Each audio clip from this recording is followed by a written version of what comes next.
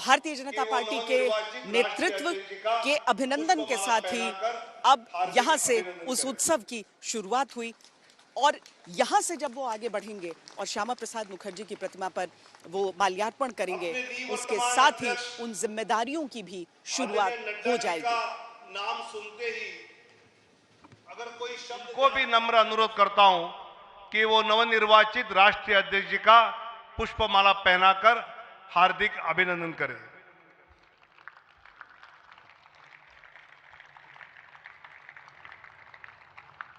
अपने निवर्तमान अध्यक्ष आदरणीय नड्डा जी का नाम सुनते ही अगर कोई शब्द ध्यान में आता है तो सेवा ही संगठन। कोरोना के समय उनके मार्गदर्शन में पूरी पार्टी ने देश में जो जनता की सेवा की है, आदरणीय प्रधानमंत्री जी के नेतृत्व में, ऐसे हमारे निवर्तमान राष्ट्रीय अध्यक्ष आदरणीय नड्डा जी से अनुरोध करता हूं कि वो हम सबको संबोधित करें।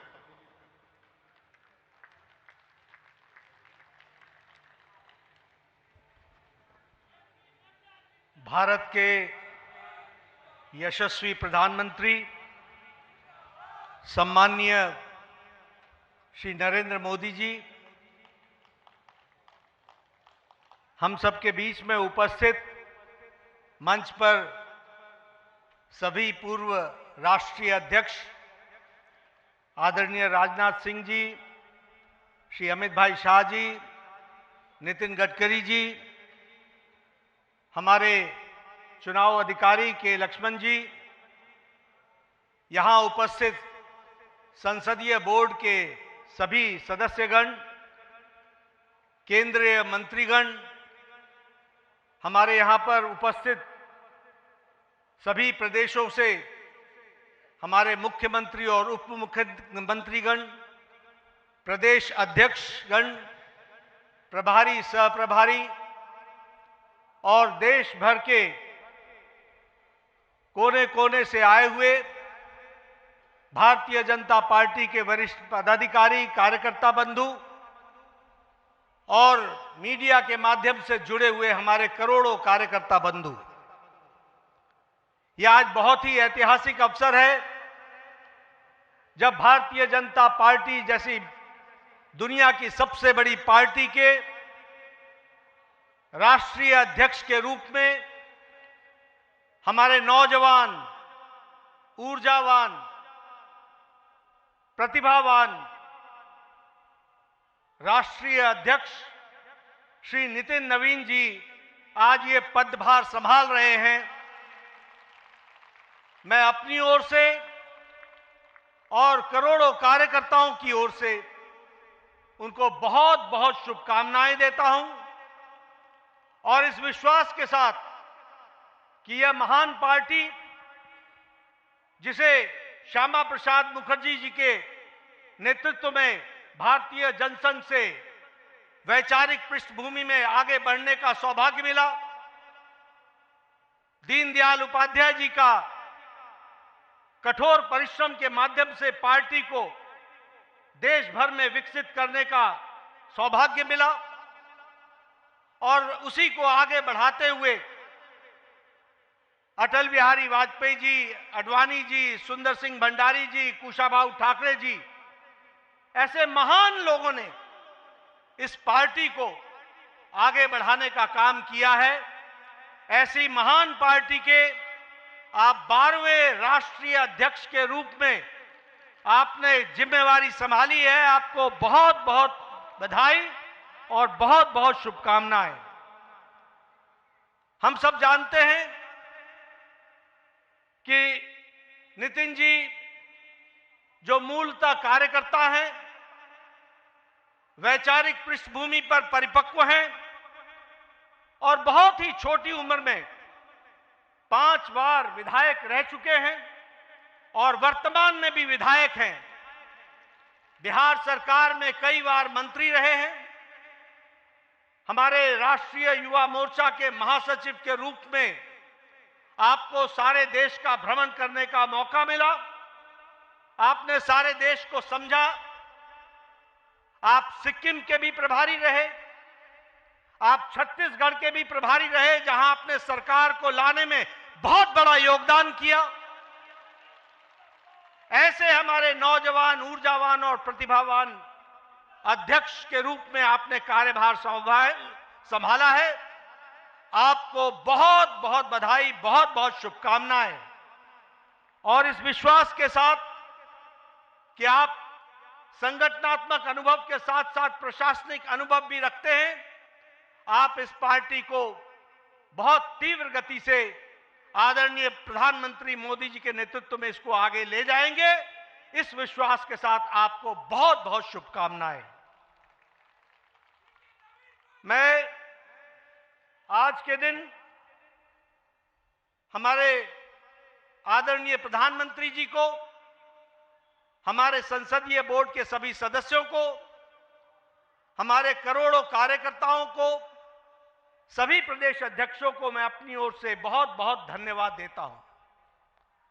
मैं धन्यवाद इसलिए देता हूं कि आपने पार्टी को चलाने के लिए जिस ताकत के साथ पिछले वर्षों में मेरे साथ मिलकर काम किया और जो मुझे आपने ताकत दी और जमीनी स्तर पर सरकार के कार्यक्रमों को और पार्टी के कार्यक्रमों को जमीन पर उतारने में आपने जो सहयोग किया, इसके लिए आपको मैं बहुत बहुत धन्यवाद देता हूं। मैं विशेष करके प्रधानमंत्री मोदी जी को धन्यवाद देना चाहता हूं, जिन्होंने हर पल, हर मौके पर, हर छोटी और बड़ी बातों की बारीकियों को आपने संभाल करके पार्टी को दृष्टि देते हुए कार्य करने का जो सुअवसर दिया और जो आपने ताकत दी, उस कारण से हम इस कार्य को कर पाए। आप देश के प्रधान सेवक होने के बावजूद भी, अति व्यस्त रहने के बावजूद भी, आपने पार्टी की छोटी छोटी बारीकियों पर ध्यान देकर के पार्टी को आगे बढ़ाने में पूरा योगदान जो दिया, उसके लिए मैं विशेष करके आपको धन्यवाद देना चाहता हूं। मित्रों, हमें यह ध्यान रखना चाहिए कि 2014 से आदरणीय प्रधानमंत्री मोदी जी के नेतृत्व में जो ये भारतीय जनता पार्टी का विजय यात्रा, विजय रथ चला है, वो बिना रुके हुए आगे बढ़ रहा है। इसका मूल कारण है कि आदरणीय प्रधानमंत्री मोदी जी के नेतृत्व को देश के मतदाताओं ने, देश के गांव, गरीब, वंचित, पीड़ित, शोषित, दलित समाज के सभी वर्गों ने इस बात को समझा है कि देश अगर आगे बढ़ रहा है और देश सुरक्षित तौर पर आगे बढ़ रहा है, तो वो आदरणीय प्रधानमंत्री मोदी जी के नेतृत्व में बढ़ रहा है।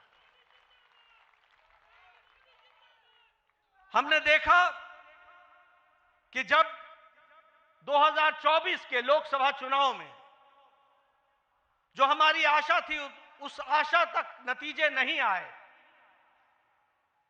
इस नतीजों ने न सिर्फ पार्टी बल्कि देश के जनमानस को हैरान किया।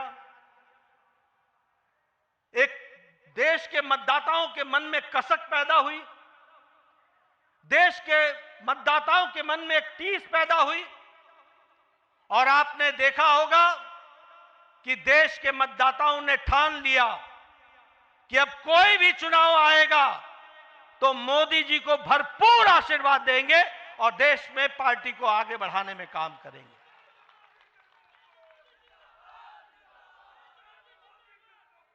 मुझे याद है 2024 के लोकसभा चुनाव के बाद विपक्ष के हौसले हरियाणा चुनाव में बुलंद थे। वो चुनाव के नतीजों के पहले ही मिठाइयां बांटने का इंतजाम कर रहे थे। उनको यह मालूम नहीं था कि देश की मतदाताओं ने और हरियाणा के मतदाताओं ने तय कर लिया है, जो कभी ओवर कॉन्फिडेंस के कारण थोड़ी मोड़ी छोटी मोटी त्रुटि रह गई थी, उसको बाकायदा सूझ समेत वापस देंगे, और वह हरियाणा के चुनाव में उन्होंने करके दिया है। हमने देखा महाराष्ट्र में रिकॉर्ड जीत आदरणीय मोदी जी के नेतृत्व में हम सबको मिली। हमने देखा हम यहां पर विजय उत्सव मनाते थे। विजय उत्सव में बार बार दिल्ली के कार्यकर्ता आते थे, लेकिन दिल्ली के कार्यकर्ता अपना दिल्ली का उत्सव नहीं मना पाते थे। लेकिन आपके नेतृत्व में 27 साल बाद दिल्ली में भी कमल खिला और दिल्ली में भी भारतीय जनता पार्टी की सरकार बनी। उसी तरीके से बिहार में हम चुनाव जीते, लेकिन चुनाव ही नहीं जीते, हाईएस्ट स्ट्राइक रेट के साथ हम चुनाव जीते। ये हमको ध्यान में रखना चाहिए। अभी अभी महाराष्ट्र के म्युनिसिपल कॉरपोरेशन के चुनाव हुए हैं। आपको जानकर खुशी होगी कि 29 में से 25 municipal corporation Bharatiya Janata party ने और एनडीए ने जीती है। और आपको जानकर यह भी खुशी होगी कि बीएमसी में, बॉम्बे म्युनिसिपल कॉरपोरेशन में, मुंबई म्युनिसिपल कॉरपोरेशन में हम लार्जेस्ट पार्टी के रूप में जीत करके आए हैं। इस तरीके से हमने देखा है। गोवा के पंचायत के चुनाव हमने जीते। हमारे राजीव चंद्रशेखर जी यहां बैठे हैं। तिरुवनंतपुरम में पहली बार कमल खिला है। केरला में, इसको भी हमको ध्यान में रखना चाहिए। और आजादी के बाद जितने भी लोकसभा चुनाव हुए, पहली बार लोकसभा में केरल में भी हमने चुनाव जीता। यह भी हमारे ध्यान में होना चाहिए। इसलिए प्रधानमंत्री मोदी जी के नेतृत्व में 2014 के बाद जो विजय रथ चला है, वो पूरी ताकत के साथ देश के मतदाताओं के आशीर्वाद के माध्यम से चलता हुआ आगे बढ़ रहा है। और अब वो नितिन नवीन जी के नेतृत्व में आगे बढ़ेगा, यह विश्वास हमें है। मैं यहां यह भी कहना चाहता हूं कि हमारी आज 20 राज्यों में सरकार है एनडीए की, 13 राज्यों में भारतीय जनता पार्टी की सरकार है। और अगर हम देखें तो गुजरात में हम 6 बार लगातार सरकार में विराजमान हैं। गुजरात में हम 4 बार से सरकार में हैं। हरियाणा में, गोवा में हम दूसरी बार, तीसरी बार सरकार बना रहे हैं। हम बिहार में, उत्तर प्रदेश में, महाराष्ट्र में, त्रिपुरा में, उत्तराखंड में, मणिपुर में, आसाम में हम दूसरी बार सरकार बना रहे हैं, बनाई हमने। यह हमको ध्यान में रखना चाहिए। इसलिए हम यह पूरे विश्वास के साथ कहना चाहते हैं कि आदरणीय प्रधानमंत्री मोदी जी के नेतृत्व में, नितिन नवीन जी की अध्यक्षता में भारतीय जनता पार्टी आने वाले समय में अब बंगाल में भी कमल खिलाएगी, बंगाल में भी कमल खिलाएगी। पुडुचेरी में और तमिलनाडु में हम सरकार बनाएंगे। असम में हम फिर से सरकार में आएंगे और केरल में भी हम अच्छे नतीजे देंगे। इस विश्वास के साथ हम आगे बढ़ रहे हैं। मैं आपके और प्रधानमंत्री जी के बीच में ज्यादा समय नहीं रहूंगा। आप सब लोग प्रधानमंत्री जी को सुनना चाहते हैं। मैं एक ही बात कहना चाहता हूं कि पिछले कुछ वर्षों में जो मुझे पार्टी ने जिम्मेवारी दी, मैं अपने सीमित जो हमारी कार्य करने की क्षमता रही, उसमें जो कुछ भी आप सबके सहयोग से कर सका, वह मैंने करने का प्रयास किया है। इस जिम्मेवारी को निभाते हुए अगर मैंने किसी के दिल को कहीं कुछ कहा हो जिससे चोट पहुंची हो, तो उसके लिए मैं क्षमा चाहूंगा। वह मैं अपनी जिम्मेवारी को निभाने के लिए मैंने कहा होगा। लेकिन आप सब लोगों ने जिस तरीके से पार्टी के लिए दिन रात मेहनत की है, उसके लिए मैं आपके माध्यम से करोड़ों करोड़ों कार्यकर्ताओं को बहुत बहुत धन्यवाद देता हूं कि उनके माध्यम से हम पार्टी को सफलतम तरीके से आगे बढ़ाने में सफल हुए हैं। और आगे नितिन नवीन जी पूरी ताकत से इस पार्टी को, इस महान पार्टी को दुनिया की सबसे बड़ी पार्टी को आगे ले जाने में कोई कसर नहीं छोड़ेंगे और हम सब लोग मिलकर उनका सहयोग करते हुए पार्टी को और नई बुलंदियों पर ले जाएंगे और जो नई स्थान हमारे छूट गए हैं प्रदेश, वहां भी कमल खिलाएंगे। इन्हीं शब्दों के साथ बहुत बहुत धन्यवाद। जय भारत। और श्रद्धेय अटल बिहारी जेपी नड्डा का संबोधन आप सुन रहे थे, जिन्होंने जो आउटगोइंग भारतीय जनता पार्टी के राष्ट्रीय अध्यक्ष रहे, क्या क्या उनके कार्यकाल के दौरान हुआ, किस तरीके से प्रधानमंत्री नरेंद्र मोदी ने अपनी पूरी व्यस्तता के बावजूद पार्टी को समय दिया, वो सारी चीजें आपने सुनी। और लेकिन सबसे बड़ी चीज यही कि जैसे ही नितिन नबीन अब जो राष्ट्रीय अध्यक्ष के तौर पर जिम्मेदारी संभालेंगे, सबसे मुश्किल जो राज्य हैं, मतलब एक असम है जहां पर बीजेपी की सरकार है, लेकिन बाकी सारे वो राज्य जहां पर बीजेपी कोशिश करेगी कि वो वहां पर सत्ता में पहुंच पाए।